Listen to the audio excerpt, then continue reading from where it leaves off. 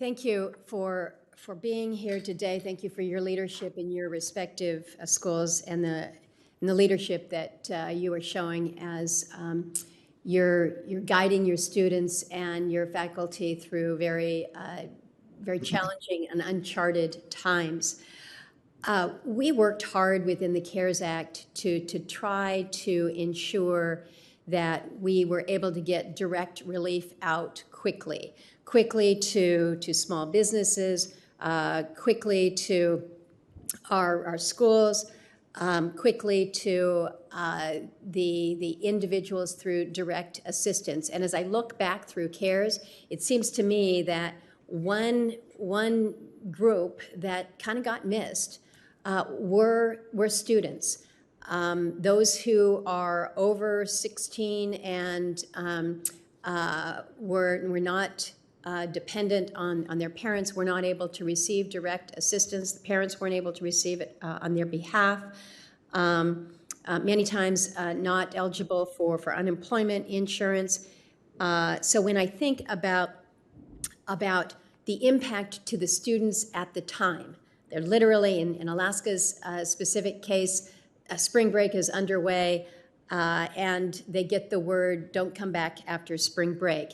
In the University of Alaska's situation, what they were able to do was provide financial assistance to many students, from everything from ensuring that they had transportation back to their homes, shipping their belongings back, or emergency funds.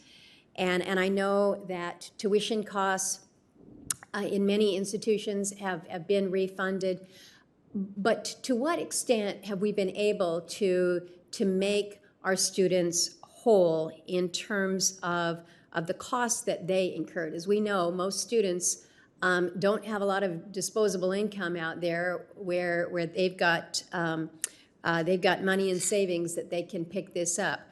Were you able to fully reimburse your students for their costs due to whether it's unexpected travel, whether it's housing, the lost classes? To what extent were you able to provide that relief to your students? And we'll just start with you, President Daniels, and go down the line.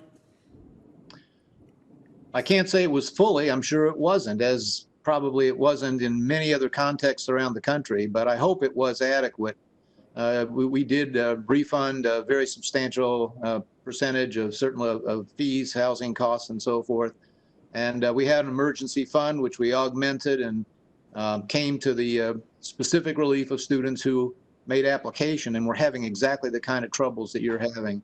I'm very attentive, though, to watching for this fall. We've increased our financial aid to the extent we could, we'll learn a lot more in the next few weeks about whether students, pre-existing and our incoming aspiring freshmen, have been prevented by financial exigency from doing what they are very eager to do.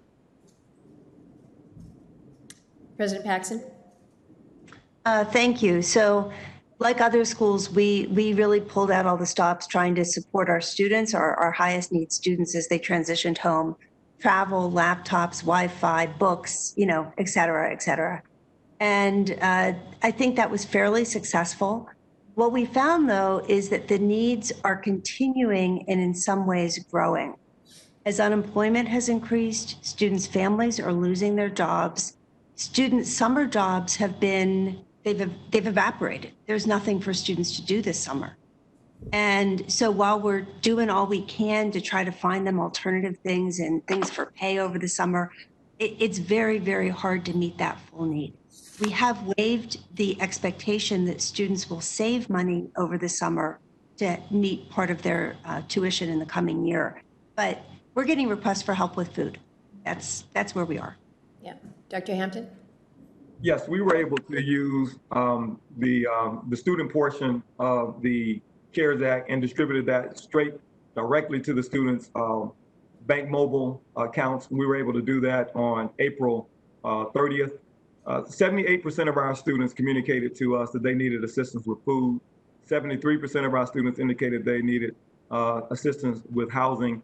And so we prorated the amount for food and housing. And we also added in some support for transportation. and we distributed those funds directly to those students. Now we are using the funds to help students to return to college and to support their educational needs for any number of things, for food, for housing, for digital supplies, for digital resources, for hotspots. We are supporting those students on a case-by-case basis. Thank you.